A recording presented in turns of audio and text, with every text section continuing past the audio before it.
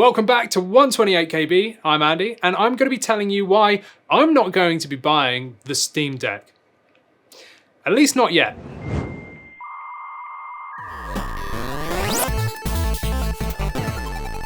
So it's easy to be caught up on the hype, and yes, I am a sucker for handhelds. If you know me, AJ even calls me the handheld lover, which is true. I'm a big handheld lover, but I have pre-ordered the Switch OLED instead of the Steam Deck, and there is a reason. I was going to buy the Switch OLED anyway, and I will eventually buy a Steam Deck. However, I will not be pre-ordering it for the first sort of run or so. When you have new launches of anything really, especially with games, you have issues at the start, and usually the first few batches, or at least the first batch, has problems. So, I mean, Cyberpunk, anyone remember that?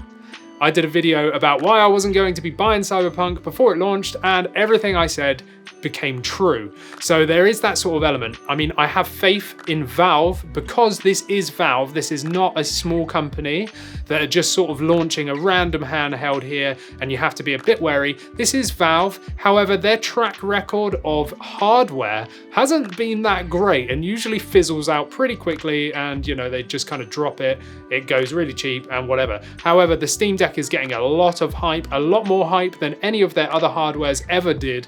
So I'm hoping that they really do hit this hard and do everything they can to make this worthwhile. Now, I do have faith that they will make this right and that it will be good. I mean, everything I'm seeing at the minute of people with first hands-on impressions and things like that of the games actually running, and the sort of feel of the quality of the plastics, the screen, everything like that seems to be in good order right now, especially with people doing some vigorous testing.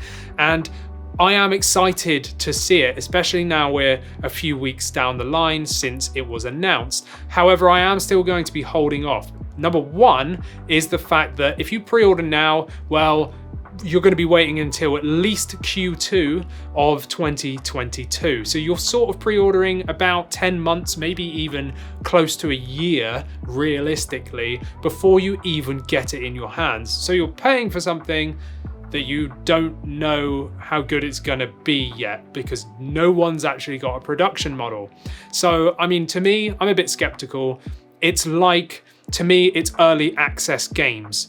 I don't know if any of you have played those, but for me, I absolutely hate that business model, because you're paying for them never to sort of essentially finish the game. When you look at Ark and Rust and things like that, okay, eventually after 50 years, they actually made it like not early access, but for a long time, it sort of gives them slack to sort of mess around. Now, I don't think Valve is going to do that, because they are Valve and they really do want to make this a success for themselves.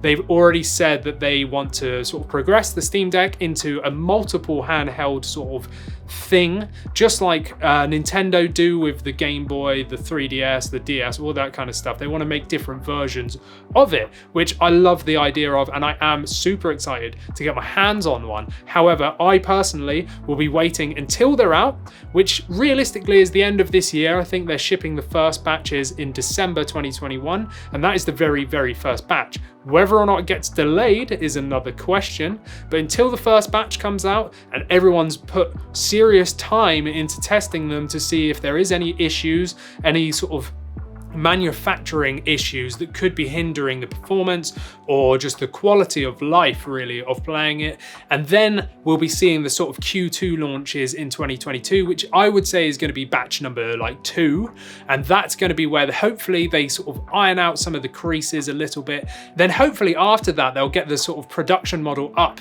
to scratch where you'll just be able to go online, buy one, and then have it the next day delivered. And once that becomes a thing, I think that there's going to be that sort of good amount of time, because like I said, you're looking at almost a year here until that sort of happens. It's a good amount of time for them to sort out any problems that may be there at the launch, essentially. So I'm going to be waiting until the first batch and the second batch come out, see what everyone thinks and everyone says after some serious time, and then it will be time to consider, okay, do I really want to drop up to nearly £600, more than a PS5, on a handheld system when I can buy a Switch OLED for 300 and have that beautiful PS Vita style OLED screen. I absolutely love the Vita. I love the Switch. I'm not hating on any of them here because I'm a handheld lover, as AJ says. So, you know, I am excited for all of it. Now, keep in mind that we will be doing more videos as time goes on, when news comes, anything like that. We've got articles over on 128kb.co.uk. We also have a podcast where you can listen to all sort of news and tech and things like that. So if you're interested in gaming, tech and hardware, make sure you go down there, hit the subscribe button, hit the like button. And if you're interested in the Switch OLED, then definitely subscribe because we've got one of those on pre-order. Anyway, I'm Andy. This is 128kb and I'll see you in the next one. Thanks for watching.